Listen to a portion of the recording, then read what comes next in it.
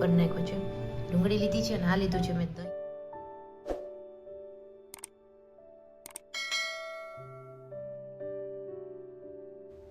Hello નમસ્તે friend, સ્વાગત કરું છું ફરીથી બધાનું એક નવા વિડીયોમાં.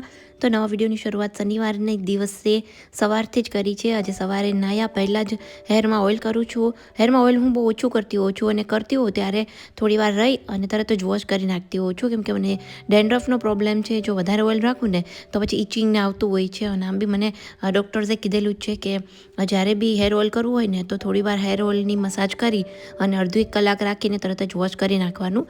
1 કલાકથી વધારે ઓઇલ રહેવા નહીં દેવાનું. જેમને બી ડેન્ડ્રફ હોય ને એમને ઓઇલિંગ વધારે કરે તો ડેન્ડ્રફ છે એ વધતો હોય છે. એટલા માટે અને આમ બી મને હેર ઓઇલ કરેલું જે હેર હોય ને એ ગમતા નથી હોતા. એકાદ દિવસ તો ક્યારેક હાર્ડલી હું રાખતી હશું, બાકી તરત જ 1 કલાક રાખી અને વોશ કરી નાખતી હોઉં છું. આમ થોડુંક છે ને હેર ઓઇલ કરેલું હોય ને તો થોડાક આપણે આમ બીમાર હોય ને એ ટાઈપનું મને થોડુંક લાગતું હોય છે. એટલે અહીંયા જો સવારે નાહી લીધું છે, દીવાબત્તી કરું છું અને હેર વોશ પણ મેં આજે જ કરી જ નાખ્યા છે. અને બસ એ પછી જો માસી છે ને એ ગોતતા હતા કે કપડાં કઈ ગયા બધા ડસ્ટિંગના અને કિચનના. મેં કીધું જો આ નવીવાળી ટ્રોલી લઈ આવી છું કાલે રાતે જ, તો એની અંદર રાખ્યા છે. નીચેના ખાનામાં બધા કપડાં રાખું છું, વચ્ચે લસણ અને ઉપરની બાજુ ડુંગળી રાખી છે. લસણ ડુંગળી રાખવા માટે છે ને મને કંઈક પ્રોપર સ્પેસ જ નહોતી મળતી, એટલે મોસ્ટલી હું લસણ તો છીલીને જ રાખતી હોઉં છું, બટ ડુંગળી રાખવા માટે મને એક સ્પેસ જોતી હતી. અત્યાર સુધી તો હું થેલી છે ને હેંગ કરીને રાખતી હતી, બટ આવાળી ટ્રોલી મને ગમી ગઈ. અચાનક જ કહેવાય ને કે અમુક સમયે આપણને જે જોતું હોય ને પરફેક્ટ આપણી સાઇઝનું આપણને ગમતું પરફેક્ટ મેચિંગ સાથે મળી જતું હોય છે. આટલા દિવસથી હું કંઈક જોતી જ હતી કે શું ગોતું. પેલા પ્લાસ્ટિકના રેક આવતા હોય છે બટ એ મને નથી ગમતા, બટ આ એકદમ પ્રોપર મસ્ત મળી ગઈ છે. અને આની ઉપર આપણે કંઈક પણ પોટને રાખવું હોય ને તો બી રાખી શકીએ એવું છે. અને બસ જો એ સાથે માસી એનું કામ શરૂ કર્યું છે અને હું અંદર આવી અને મારી જે કંઈ બી મોર્નિંગની સ્કિન કેર કરવાની હતી એ કરું છું. પ્લસ હવે હેરમાં સિરમ વગેરે લગાવીશ, વાળમાં ગૂંચ કાઢવાની છે. અને આજે તો છે ને બહુ જ ઠંડો પવન છે, એટલે હું ઘરની અંદર જ હજી કામ બાકી છે ને તો મેં અહીંયા જ ગૂંચને બધું કાઢી લીધું છે. નહીંતર મેજોરિટી તો હું બાલ્કનીમાં જ જતી રહેતી હોઉં છું હેરમાં જ્યારે પણ ગૂંચને બધું કાઢતી હોય ને ત્યારે, કેમ કે પછી વાળ હોય એ આખા ઘરમાં બધે ખરતા હોય. બટ આજે બહાર તો નીકળાય એવું જ નથી, બહુ જ ઠંડો પવન હતો અને આમ બી કામ પણ બધું બાકી જ છે હજી માસીને. તો મેં કીધું કે બસ જો અહીંયા જ હેરમાં ગૂંચ કાઢી અને રેડી થઈ અને પછી જાઉં કિચન બાજુ. તો બસ જો અહીંયા રેડી હું ઓલમોસ્ટ થઈ ગઈ છું અને થોડી વાર હેર ખુલ્લા રાખીશ કે જેથી કરીને થોડા ડ્રાય થઈ જાય. અને બસ જો બેડરૂમની હાલત અત્યારે તો બ્લેન્કેટ ને બધું એટલું મોટું મોટું હોય ને કે આખું ડ્રોવર એ છે ને આખું ખાનું ભરાઈ જતું હોય છે આ બધા બ્લેન્કેટ એમાં રાખીએ ને એટલે.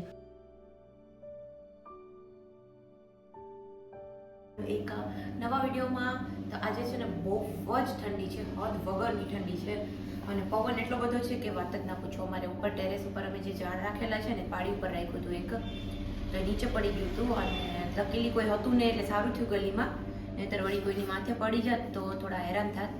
આજે છે ને હું કાવો બનાવું છું. મને એક છે ને કમેન્ટ આવી હતી કે કાવાની રેસીપી આપો, પણ કાવો છે ને હું આ રેડીમેડ આવે ને એ જ યુઝ કરું છું. જો આ છે ને ઓનલાઈન પણ મોકલે છે, કદાચ કોઈ જુનાગઢની બહાર રહેતું હોય ને તો અમને ફોન કરી અને તમે મંગાવી શકો છો. જો દેખાય છે નંબર પ્રોપર, એટલે આ છે ને અમે આમાં લખેલું છે કે આના પેકેટ તૈયાર ઓનલાઈન મળશે, એટલે અમને ફોન કરી દેજો અને કંઈ શું છે કેમની પૂછી લેવાનું. હું તો જુનાગઢ ગઈ હતી, આમની ત્યાં છે ને ભવનાથમાં રેકડી છે, ત્યાં અમે પીધો હતો અને પછી ત્યાંથી જ મેં આના પેકેટ લીધા છે. બહુ જ ઇઝી છે. આ એક પેકેટ 100 રૂપિયાનું આવે છે ને આની અંદર 30 જેટલા કપ બનતા હોય છે. એટલે અત્યારે જે છે ને આને ગરમ પાણી કરી અને 1 ચમચી નાખી અને ઉકળવા દેવાનું, તો બહુ જ ઇઝી છે. પછી મીઠું છે, લીંબુ છે, ફુદીનો, આદુ, જે કંઈ આપણને ભાવતું હોય એ પ્રમાણે એડ કરવાનું.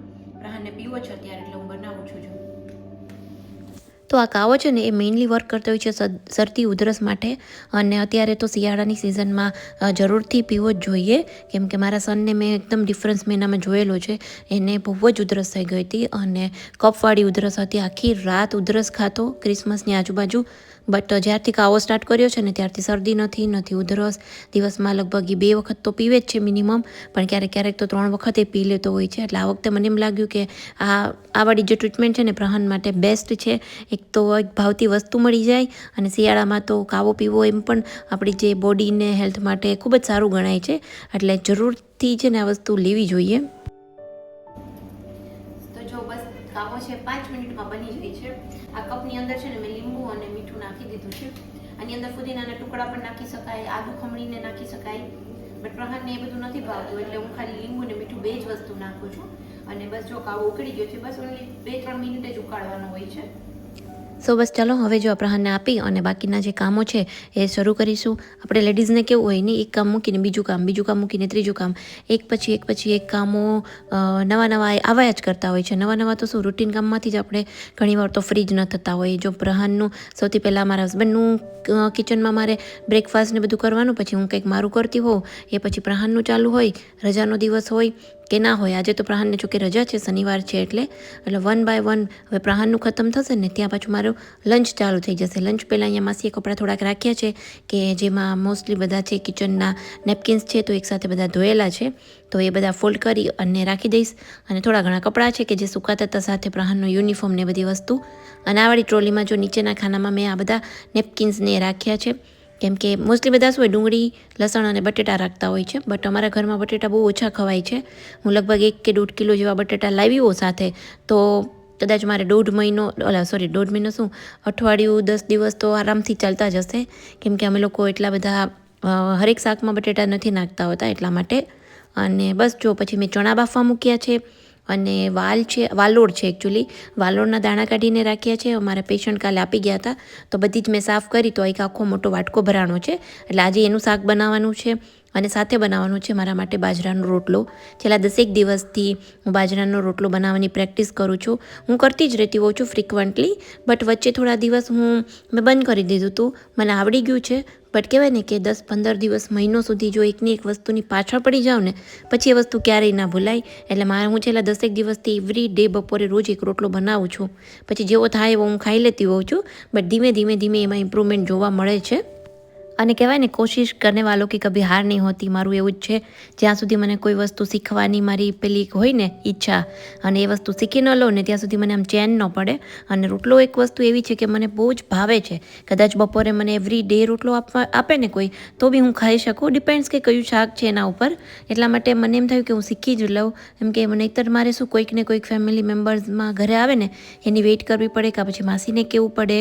અને આમ બી મને છે ને રોટલો શીખવું એક આમ થોડુંક ફેસિનેટિંગ લાગે, કે થોડુંક આમ અઘરી વસ્તુ છે, પ્લસ કહેવાય ને કે આવડે એને જ આવડે એવું છે. એમ કે આ કોઈ ટેકનિકથી નથી આવડતું કે કોઈક શીખડાવે કે આવી રીતે કરો એટલે થઈ જશે, કે યુટ્યુબમાંથી જોઈને શીખડાવે કે શીખીએ આપણે. તો પણ આ વસ્તુ એવી છે કે સેલ્ફ પ્રેક્ટિસ અને જ્યાં સુધી તમને હાથ ન બેસે ને ત્યાં સુધી આ વસ્તુ શીખવી બહુ જ અઘરી છે. રોટલી, ભાખરી, પરોઠા છે, એ બધી વસ્તુઓ ઇઝી છે, બટ રોટલો મને થોડુંક એવું લાગે કે અઘરી વસ્તુ છે. અને કદાચ મને શીખતા વાર લાગી એટલા માટે મને અઘરો લાગતો હશે કે ખબર નહીં, બટ થોડીક અઘરી વસ્તુ તો છે જ. અને મને એટલે માટે જ શીખવી હતી કે આ વખતે તો મને એવું હતું જ કે આ વિન્ટરમાં હું શીખી જ જઈશ, અને લકીલી મને આવડી પણ ગયો છે. તો જો કમેન્ટ કરીને જણાવજો કેવો બન્યો છે. આ વખતે કેવું થયું કે છે ને, થોડો એવો ગેસ ધીમો હતો ને તો વચ્ચેથી થોડો ચોંટી ગયો હતો, એટલે ફૂલ્યો નહોતો પ્રોપર. બટ માસીએ કીધું કે 1-2 દિવસ હજી લાગશે પ્રોપર શીખતા. અને માસી હોય ને ત્યારે જ મોસ્ટલી હું આ બધી ટ્રાય કરતી હોઉં, કે માસી બી જોવે અને ક્યાંક અટકતી હોઉં ત્યાં એ પણ મને ગાઈડ કરતા હોય છે. બાકી માસી જો રોટલી બનાવે છે, અહીંયા મેં એક રોટલો બનાવી નાખ્યો છે. અને આજે હું એક છે ને બહુ જ સરસ મજાની રેસીપી મારા માટે, હું એક લંચમાં અલગ જ જમવાની છું, તમને આગળ વિડીયોમાં બતાવીશ, તો વિડીયો પૂરો જોજો. તો જો અહીંયા ફટાફટ હવે વાલોરનું શાક છે એ વઘારી નાખ્યું છે. મારી પણ રસોઈ બની ગઈ અને માસીને બી રોટલી થઈ જાય પછી હું ને માસી જવાના છીએ GADCમાં, કેમ કે મારી છે ને ચટણી પાવડર ખાલી થઈ ગયો છે, એટલે માસી મારી સાથે આવશે, અમે લેવા જવાના છીએ. જો એકદમ ફ્રેશ 1 પાક પપૈયા છે, મોટું પપૈયું લઈ આવી છું 3 કિલા જેટલું. અને જો કટ કરીને હું ને પ્રહાન ખાઈએ છીએ ત્યારે એટલું સરસ છે ને. મને છે ને આ વાળા પપૈયા જ ભાવે, પેલા ઓરેન્જ આવે ને તાઇવાન જેવા, એને તાઇવાનના પપૈયા કહીએ અમારી બાજુ, એનો ભાવે. આ દેશી છે ને એકદમ મસ્ત, જો ફ્રેશ મસ્ત છે ને.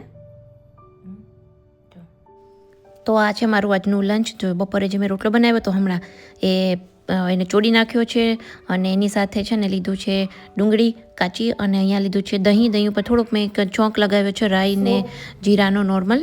સો જો આ છે ને રોટલો, અને આ છે આપણું વઘારેલું દહીં. વઘારેલું તો નહીં પણ ખાલી રાઈ, લીમડો અને સૂકા મરચાંનો એની ઉપર વઘાર નાખ્યો છે ઠંડા દહીંમાં, એમાં એડ કરી દઈશ.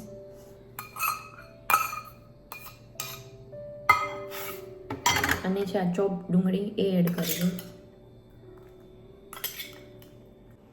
આ છે ને મેં આ થોડુંક વિયર્ડ લાગે, ખબર નહીં કેવું લાગે, બટ મેં એક રીલ્સ જોઈ હતી કે રાજસ્થાની છોકરો હતો ને આ ટાઈપનું બધું જે કુઝીન હોય ને વેજીટેરિયન બધું મિક્સ કરીને ખાતો હતો. એમાં રોટલો, દહીં, ડુંગળી અને બીજું શું હતું, કંઈક મિરચી હતી, 4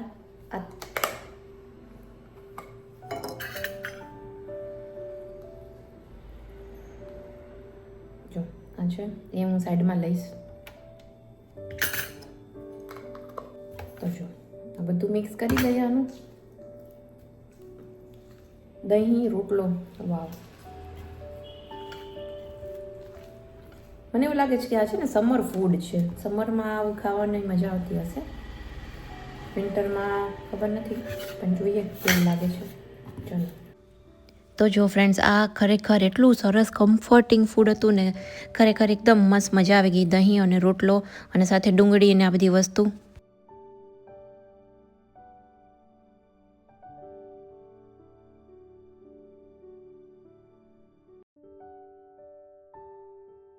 સો જો ફ્રેન્ડ્સ, પ્રહાન છે ને અહીંયા બધું જ એનું કાઢીને બેઠો છે. જો અહીંયા કલરિંગ કરતો છે ને, નીચે અહીંયા બધું ખોલીને બેઠો છે. હવે મારું કામ વધારે છે અહીંયા. જો આખા રૂમમાં.